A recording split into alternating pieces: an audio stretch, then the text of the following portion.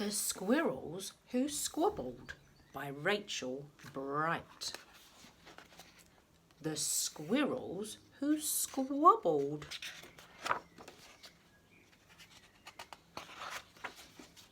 In a towering forest where summer had been, the cool air bit fresh and the mosses grew green.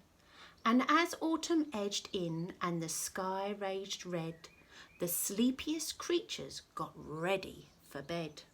While up in a tree swung a flightly young squirrel who everyone knew as Spontaneous Cyril. Now, most foresty folk had seen to their needs through the plentiful months of mushrooms and seeds. They built up their stores so they'd all be well fed through the frosting of winter that glittered ahead. But Cyril, he lived in the now and the here. He'd adventured and partied his way through the year. So his cupboard was empty, his hollow was bare. He hadn't a mouthful of food anywhere. But wait! What was that? Over there, take a look. A single lone pine cone wedged in a nook. He squealed with delight, and for very good reason, for inside were the very last nuts of the season. But Cyril wasn't alone. There were more hungry eyes. Yes, plan ahead Bruce had his sights on the prize. Though he gathered a mountain of bounty, hard fought, Bruce was convinced he was one pine cone short. I simply must have it, he wistfully cried, as he dreamt of the fresh, juicy pine nuts inside. So, as Cyril set off his way to the ground, Bruce, he was also last pine cone bound. They sprinted and scurried with no time to gamble. They scratched at the bark in their scampering scramble. But their panic and haste shook the trips of the spruce, and the pine cone, it trembled, and then it came loose. Both squirrels gave chase at lightning pace. This was the start of a wild, nutty race. "It's mine!" shouted Cyril. "No, mine!" hollered Bruce. "You don't stand a chance. Give it up. It's no use." "I'm hungry," cried Cyril. "This cone is not yours."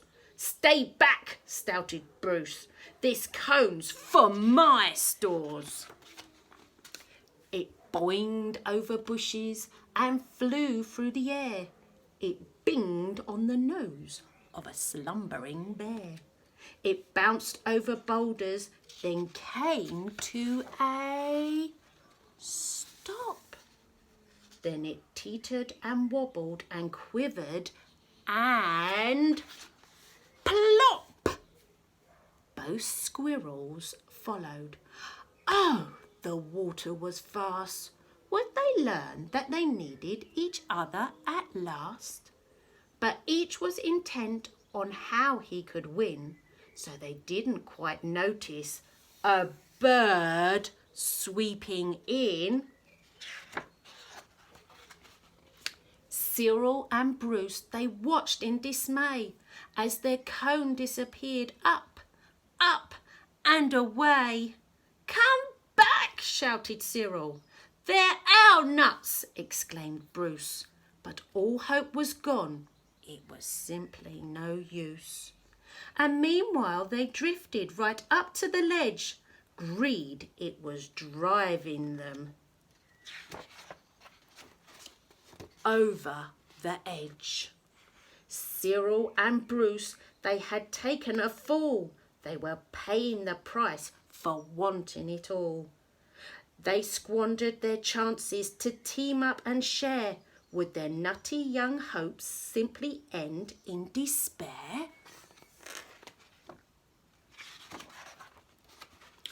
Bruised and bedraggled, they swept past dry land. Cyril grabbed at a branch with a trembling hand.